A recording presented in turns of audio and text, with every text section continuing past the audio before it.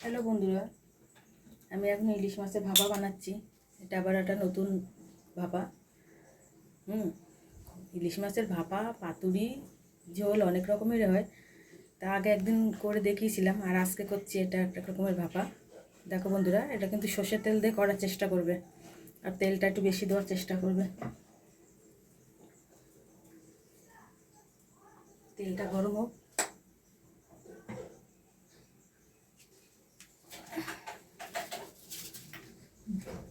তেল গরম হয়ে গেছে, আমি কালো জিরা দিলাম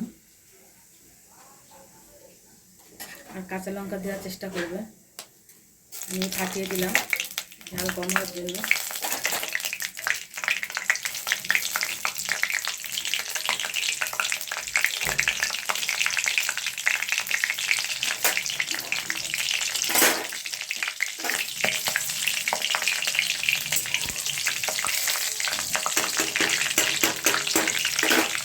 রান্নাতে তেলটা একটু বেশি লাগবে।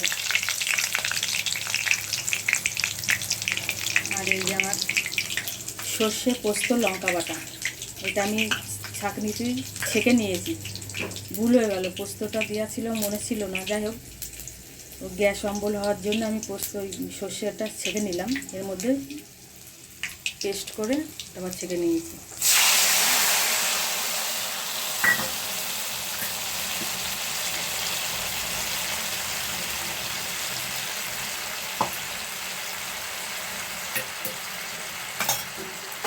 আমার শাশুড়িকে দেখতাম এইভাবে রান্না করতেন, আমি সেটাই শিখেছি।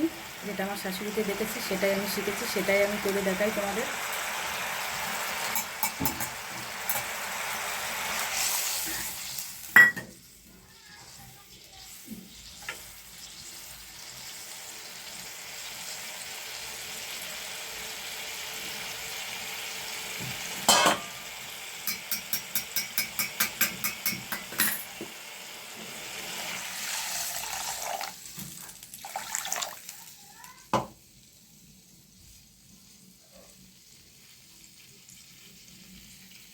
স্বাদ মতো হলুদ দিলাম, নুন দিলাম,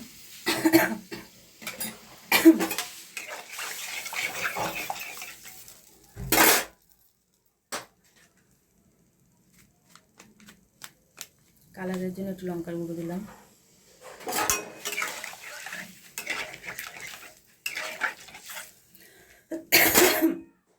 আর এই যে মাছে আমি হলুদ নুন মাখিয়ে রেখেছি ইলিশ মাছটায়।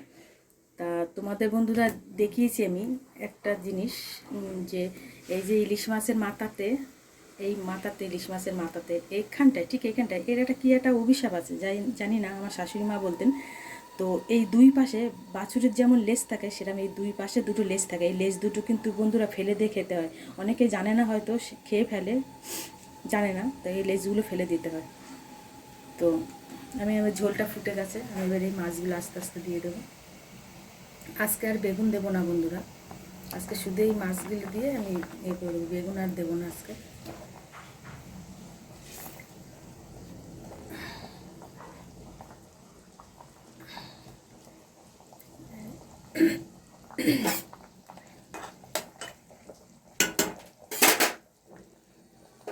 আর এই মাছের মাথাটা রাখলাম আমি, এটা আমার কচু শাক নিয়ে এসছে, আমি কচু শাকের মধ্যে এই কচু শাক দিয়ে আমি মাথাটা করব, তাই জন্য মাথাটা রাখলাম। আর এটা কাঁচকলা আলু দিয়ে পাতলা ঝোল হবে, জিরে ফোড়ন দিয়ে, আমার ছেলের জন্য হবে এটা। ইলিশ মাছের অনেক রকম রেসিপি বন্ধুরা আমি জানি, আমি আমার শাশুড়ি আর ননদের কাছ থেকে শিখেছি। আমার ননদ আর শাশুড়ি অনেক রকম রান্না আমাকে শিখিয়েছে, আমি জানি, কিন্তু শরীরে দেয় না বলে করা হয় না। আমার রান্নাটা কেমন লাগলো বন্ধুরা, তোমরা আমাকে কমেন্ট করে একটু বলো, কে কেমনভাবে করো আমাকে বলো। আমি এই আজ দিলাম, আস্তে করে দিলাম, আর ঢাকা চাপা দেবো, এটা হতে থাক। আমি তারা আমার ছেলের জন্য কাঁচকলা কাটি, শিং মাছে পাতলা ঝোল হবে ছেলের জন্য। আর হয়ে গেলে পরে আমি নিশ্চয়ই দেখাবো।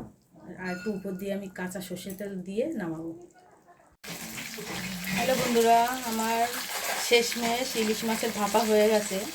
আমার রান্নাটা কেমন লাগলো বন্ধুরা তোমরা অবশ্যই আমাকে বলো। আর আমার মতো এরকমভাবে বানিয়ে তোমরা খেও। এটা হচ্ছে বাঙালি বাড়ির রান্না, আমি আমার শ্বশুর বাড়ির থেকে দেখেই শিখেছি। তো আমার রান্নাটা কেমন লাগলো তোমরা অবশ্যই বলবে আমাকে। আর আমার মতো রান্না করে তোমরা বাড়িতে একবার হলেও খেও।